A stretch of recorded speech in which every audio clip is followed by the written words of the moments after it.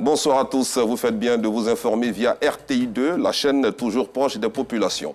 Dans l'actualité de ce samedi 9 septembre 2023, en Côte d'Ivoire, l'escale 225 nous conduira dans la ville de Biankouma, où a eu lieu le Festival de la culture et des arts dents. Le vivre ensemble entre les dents et le peuple de la Guinée forestière était au centre de cette 8e édition. Reportage dans quelques instants. À l'international, le Maroc est en deuil. Le royaume chérifien a été frappé par un tremblement de terre qui a causé la mort de plusieurs centaines de personnes. Voici pour le sommaire. Bienvenue. Place à la rubrique Escale 225.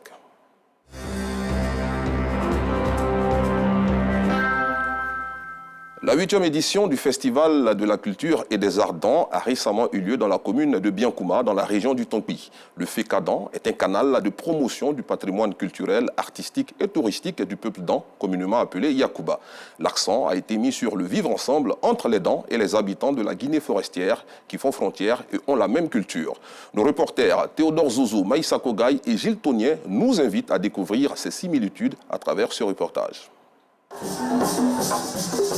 Espace public de Biankouma, chef-lieu de département dans la région du Tonpi, à l'ouest de la Côte d'Ivoire. En attraction, la troupe Lembé, venue de la Guinée forestière. Cette partie de ce pays voisin comprend les localités de Bela, Yola, Zérékoré, Yomou, Guétégou et de Massata. Là où vivent les Pelé, les Lomois, les Kono et les Kission, entre autres. À travers sa prestation, cette troupe de danse mime des scènes rurales, des travaux champêtres lors de la culture du riz.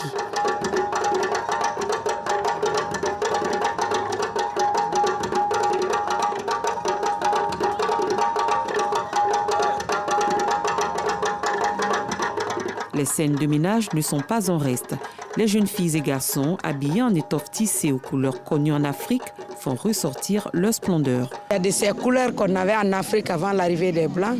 La couleur blanche avec le coton, la couleur noire et celle qui tire un peu vers le chocolat. C'est principalement les trois couleurs qu'on avait.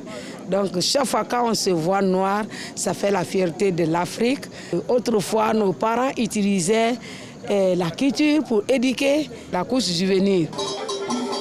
Le rythme cadencé du tam-tam est accompagné par des envolées créées par les sifflements envoûtants d'instruments atypiques en bois.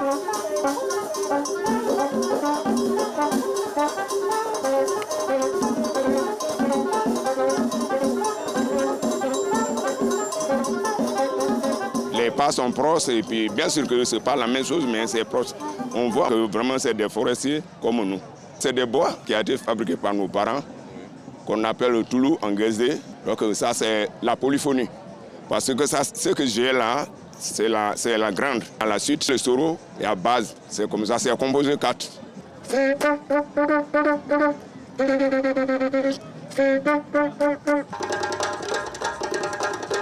C'est du thématé. Sur ce podium, la version ivoirienne avec des instruments modernes. Cela n'empêche pas de s'apercevoir qu'il s'agit de la même danse.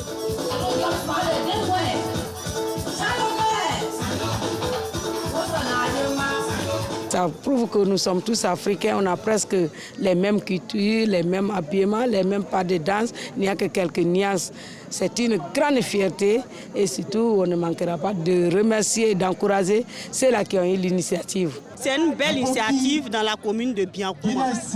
On voit comme ça la population de Biankouma qui est très heureux de voir le pays, la Guinée. C'est l'Afrique qui gagne. Nous sommes à la 8e édition du Festival culturel des arts dents. Il met en exergue l'intégration des peuples. Cette similitude est encore visible avec un autre groupe artistique, le Daazato, venu aussi de la Guinée forestière, précisément de Zérékoré. Les pas de cette danse plus langoureux, plus attrayants, donnant envie à tout spectateur d'y participer.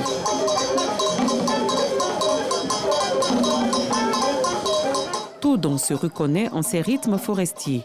Une manière de montrer un autre pan de ce vaste patrimoine culturel de ces peuples qui font frontière. L'objectif de FECADAN, c'est de faire la promotion de la culture dent et de la valoriser. Donc toutes les éditions tournent autour de cet objectif général qui est parfois décliné en objectifs spécifiques. Et l'un des objectifs spécifiques de cette année, c'était de montrer la similitude entre la culture dent et la culture des peuples de la Guinée forestière.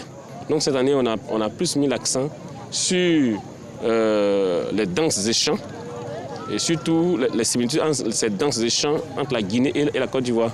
Des gens qui échangent déjà entre eux, des gens qui partagent certaines valeurs entre eux, n'iront pas au conflit. Ça sera effectivement source de paix et de cohésion sociale. Ces différentes danses relatent et peignent également des situations conflictuelles liées au foncier. La culture doit participer aux échanges pour que chacun connaisse son voisin. Et c'est à travers la connaissance de ses voisins qu'on peut apprécier ses qualités. Si nous ne regardons que dans le miroir de la politique, nous risquons de faire fausse route. La culture nous unit plus qu'un certain nombre d'événements. Dans nos us et coutumes, nous savons que lorsqu'il y a des tensions dans les villages, dans les régions, les événements culturels viennent baisser ces tensions. C'est pour ça que nous les encourageons. Une très bonne approche parce qu'elle permet de valoriser la véritable culture africaine, mais aussi cette culture de la région qui abrite l'acte 8 de FECADA. Chaque peuple doit se reconnaître dans sa culture. Et FECADA, ce festival qui prend une envergure de fierté, mérite d'être soutenu. L'invité spécial du FECADA, la Guinée forestière, démontre que les peuples dans et forestiers sont les mêmes culturellement, d'où la pérennisation du vivre ensemble harmonieux et de la cohésion entre ces deux voisins. Un élément qui a mis en exergue le grand sens culturel et touristique des Yakuba.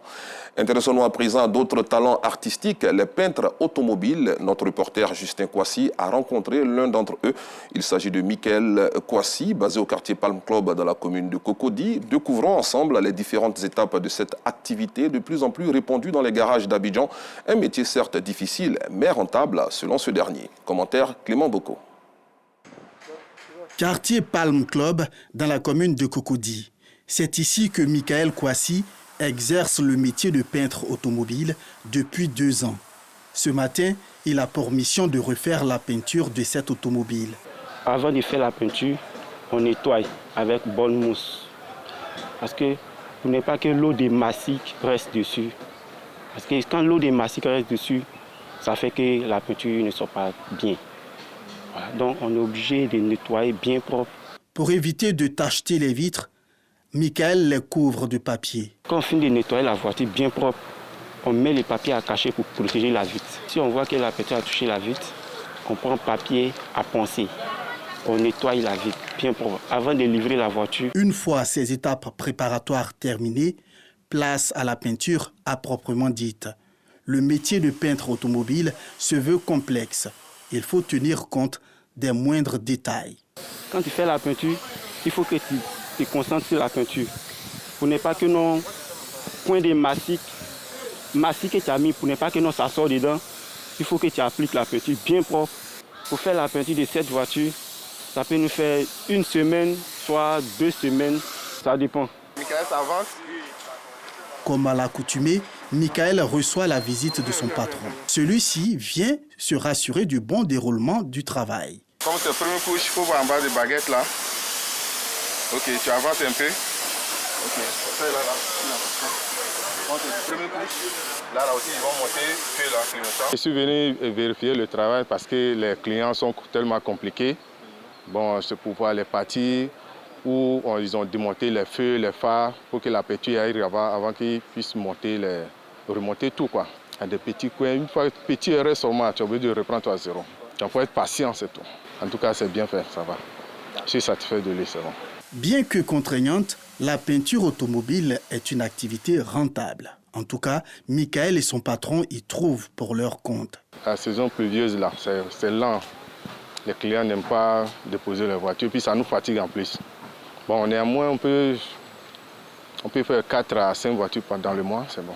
C'est ça seulement que je fais. J'arrive à faire mes charges. Ça marche en tout cas, ça marche. Chez moi, ça marche. Ouais.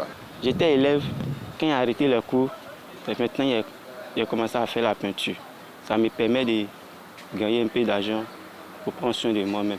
Je prends mon travail au sérieux parce que demain, je vais devenir moi-même mon patron.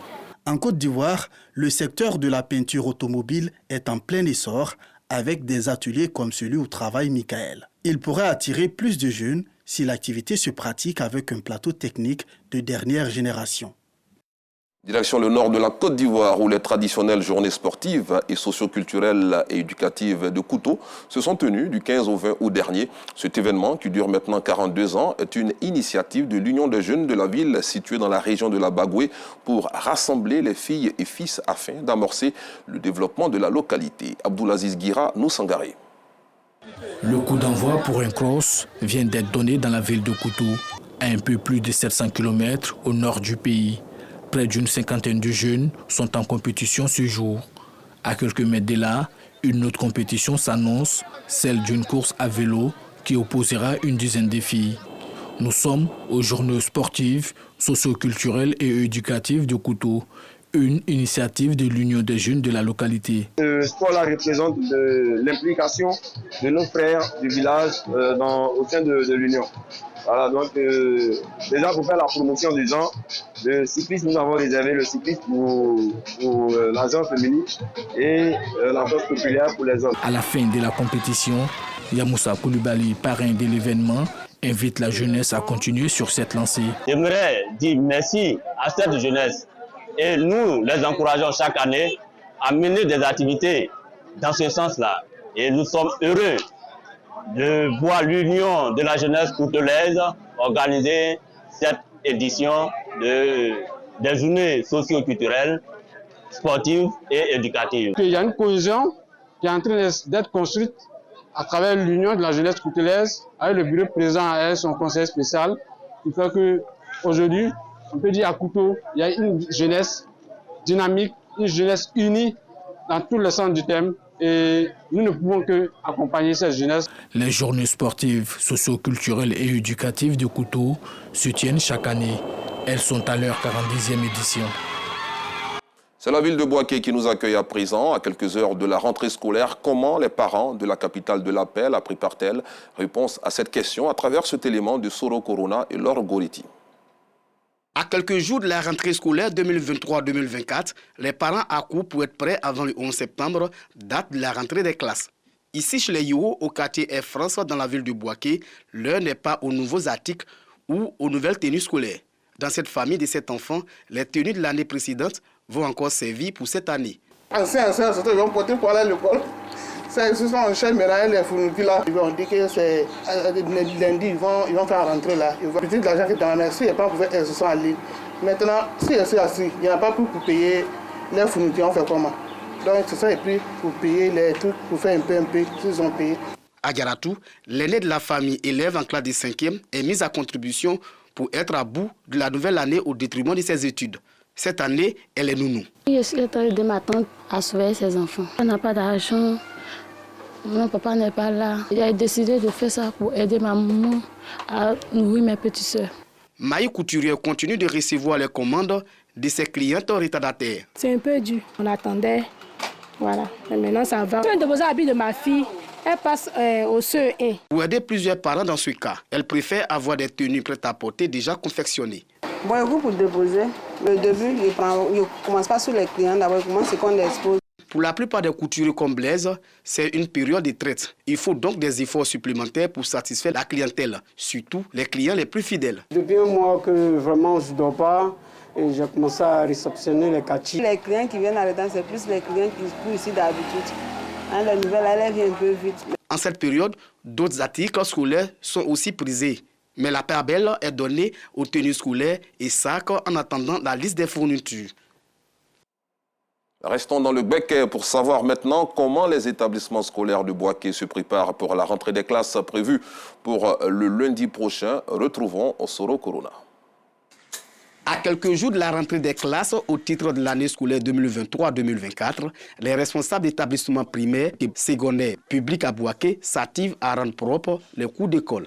À l'EPP Cristiano Mouro, à Ouniansoukan Commando, depuis quelques jours, les responsables s'attellent au nettoyage de l'établissement. Pour le moment, nous faisons nettoyer la cour de l'école avec le peu de moyens que nous avons. Au lycée moderne 2, les manœuvres sont mobilisées à donner fier à lui à l'école avant la prochaine rentrée. Cette année, plus de 4300 élèves sont attendus dans ce lycée. Le lycée 2 s'étend sur 11 hectares. Nous n'avons que 2 manœuvres pour l'entretien. Quand même, ils font ce qu'ils peuvent pour vraiment maintenir l'environnement viable. Au lycée municipal Guibo Soukalo, la mission assignée aux ouvriers est de remettre en état la cour de l'établissement et ses abords. Même constat au groupe scolaire Petit Lycée 2 au quartier municipal. Je suis en pleine réunion avec les éducateurs afin de mieux préparer la rentrée scolaire. Les manœuvres ont repris les activités. Nous avons eu la chance d'avoir 2 tondeuses qui sont donc à l'œuvre. Ils vont non seulement avec les tondeuses tondre les différentes pelouses. Nous sommes là ce matin pour prendre les avances. C'est à nos propres frais que nous faisons des efforts pour que les enfants soient dans les meilleures conditions. Par contre, c'est l'inquiétude dans les groupes scolaires à Boliba, Hôpital, Ndakro 1 et Ngatakro 2.